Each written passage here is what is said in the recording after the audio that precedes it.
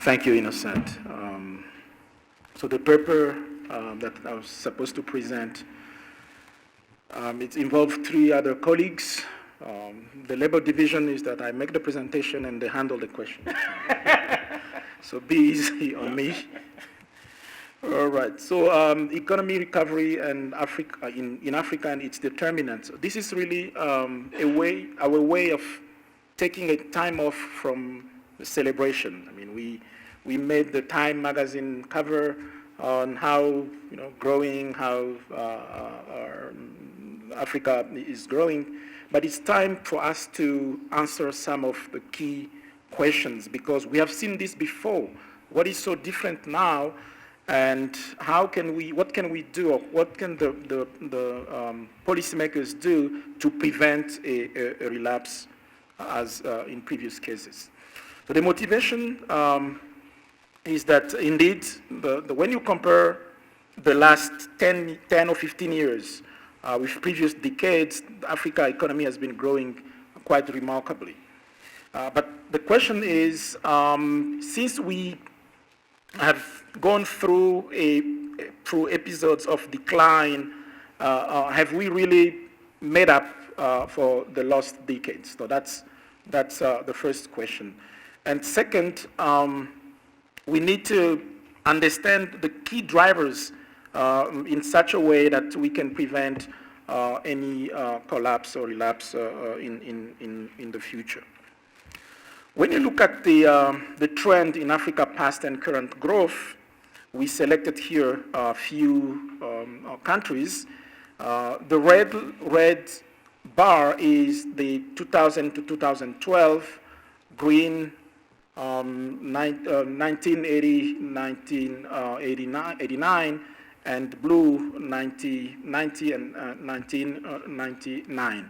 And you can see that the last decade so far has been the most remarkable in terms of growth across countries, but also when you consider Africa as a whole.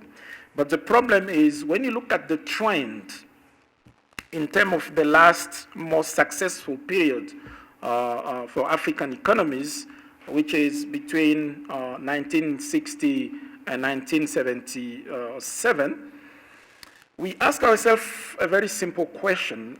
Where would Africa be at that trend continue?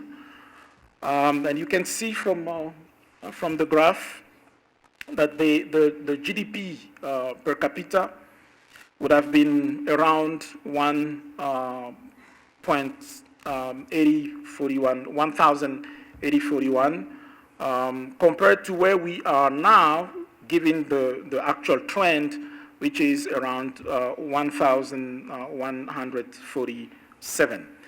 So overall, we haven't yet, as a continent, been able to recover when we compare the trend from the one that was the most successful. In terms of growth, as of now, the continent as a whole is growing by 3.2% GDP per capita, but we need 7.0% to catch up with the same level as in 1960 and 1971. So that's for overall GDP per capita growth, but the same trend apply to agricultural labor productivity, where we are very far from making up on the losses since the most successful period being the period 1960 and 1977. So that's the first lesson that we learned, that indeed Africa is growing, but we haven't yet been able to make up for the losses from the former decades. Now the next question is, what are the drivers of growth in Africa? Here we implemented the well-known convergence growth model. The first result is that indeed there is a convergence, meaning that lagging economies are catching up with leading economies. In other words, the growth trend that Africa is experiencing now, it's not a one-country show, it's not a one-region show, it's an overall trend, which is a good thing.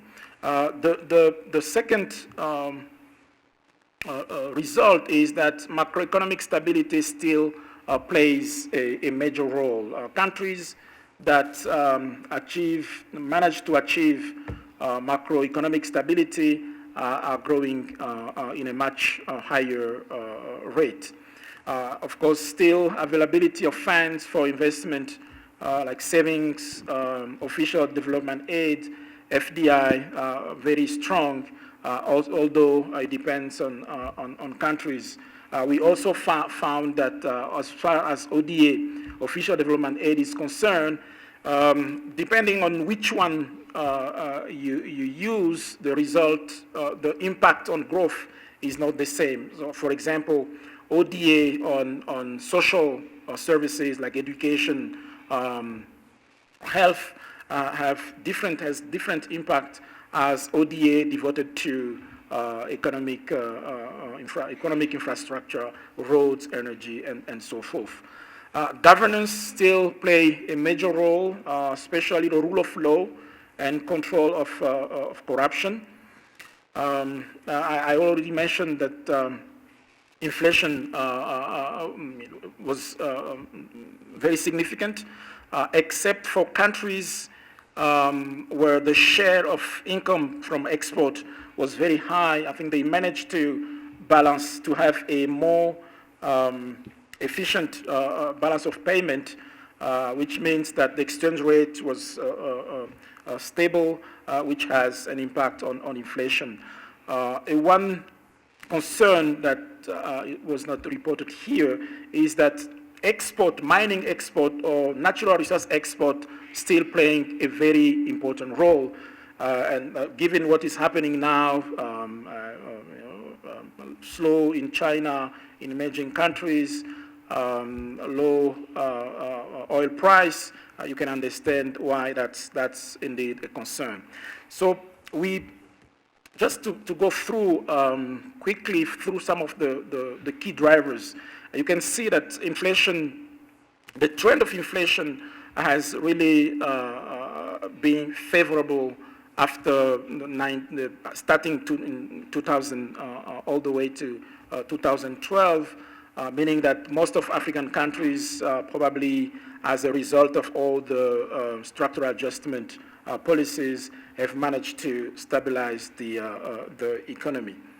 On the FDI and the savings, I think probably there is, as a result of the 2008-2009 crisis, the trend has declined compared to the previous years, but they are still very important driver of growth for African countries.